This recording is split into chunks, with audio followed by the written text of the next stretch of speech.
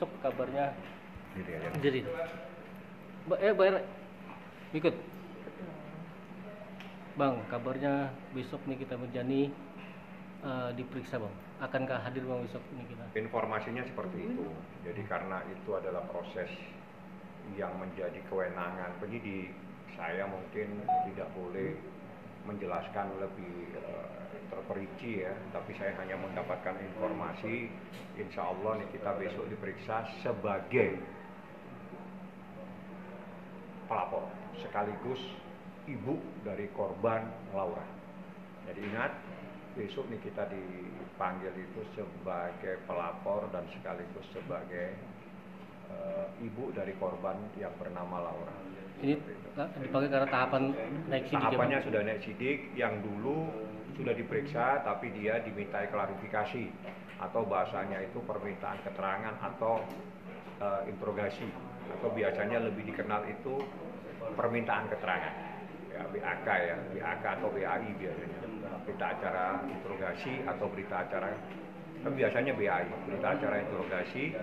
Nah, setelah ini naik penyidikan, semua yang dipanggil, yang diperiksa pada tahap penyelidikan, semuanya akan dipanggil dan diperiksa kembali, dan itu sifatnya berita acara pemeriksaan. Nah, kalau berita acara pemeriksaan, mereka dipanggil sebagai saksi. Nah, insya Allah besok yang lain saya tidak tahu. Kalau Nikita saya tahu karena saya pengacaranya Nikita. Saksi-saksi yang lain saya tidak paham. Itu menjadi haknya dari penyidik. Sekarang kan penyidikan. Berarti yang menjadi yang menangani namanya penyidik. Haknya penyidik untuk memanggil saya tidak tahu.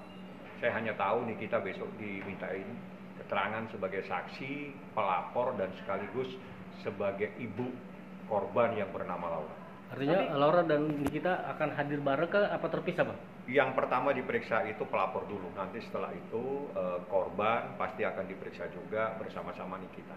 Artinya hari itu juga ya? Saya belum tahu, itu menjadi kebijakan dari penyidik. Apakah penyidik juga memerlukan waktu besok atau akan datang berapa hari kemudian, saya juga nggak paham. Karena yang saya tahu hanya Nikita besok.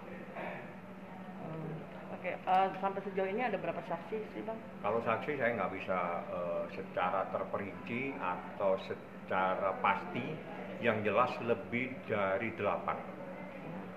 Lebih dari 8. Yang saya ingat ya, yang saya ingat itu lebih dari 8. Tapi pastinya nanti aja saya tanya, karena mungkin penyidik mempunyai hak untuk memanggil siapa saja yang diperlukan, sehingga itu yang tahu jumlahnya, bukan jumlahnya, jumlah dan sekaligus orangnya mereka.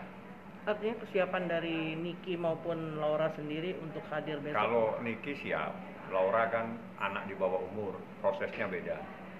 Prosesnya dia harus didampingi oleh Nikita.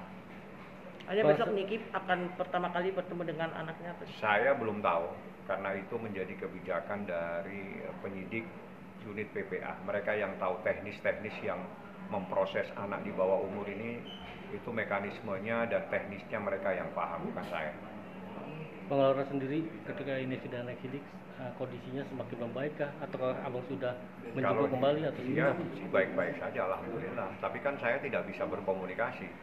Saya tidak bisa berkomunikasi karena memang dia dalam safe house, ada di dalam penanganan perlindungan dari unit Dinas Perlindungan Perempuan dan Anak.